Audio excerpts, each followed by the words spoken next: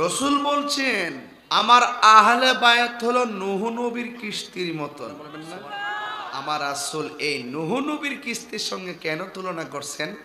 এই জন্য তুলনা করছেন, পৃথিবীতে এমন একটা সময় আসবে যাদের অন্তরে আহলে বায়াতের মহব্বত থাকবে, তাদের ভূমিকম্প, আইলা, নার্গিস, টর্নেডো, চিত্রাং, এই সমস্ত ভূমিকম্পের চাইতে বড় ভূমিকম্প হলো ঈমান বিধ্বংসীকারী মানুষ।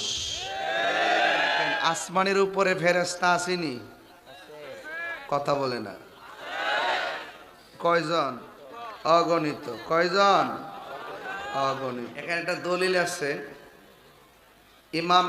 ইমাম খতিবে বাগদাদি তারিখে বাগদাদের মধ্যে লিখছেন, এটা ইমাম আবু ইয়ালা আল মুসনাদের মধ্যে হাদিসটা আসছে, আর নুজুমু আমানুল লি আহলি সামা।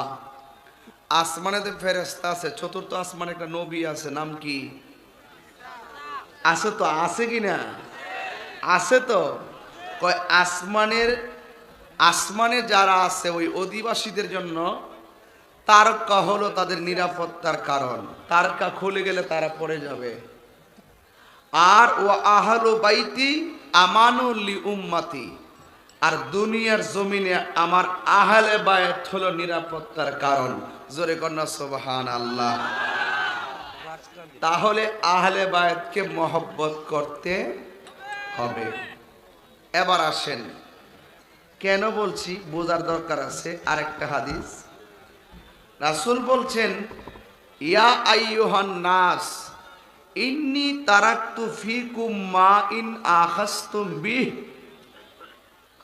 লান তাদিল্লু কিতাবাল্লাহ ওয়া ইতরাতি আহলা বাইতি।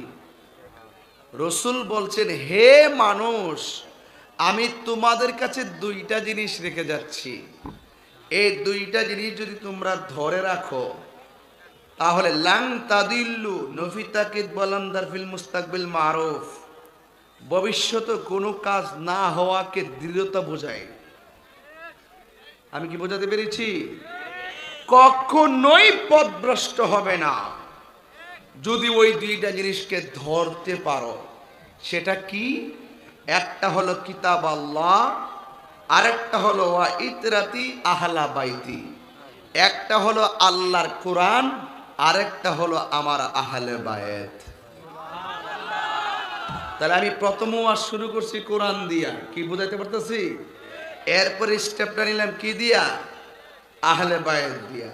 এখন রসুল বলছেন মাসালু আহলি বাইতি মাসালু সাফিনাতু নূহ মান রাকিবাহা নাজা ওয়া মান তাখাল্লাফা আনহা গরিকা।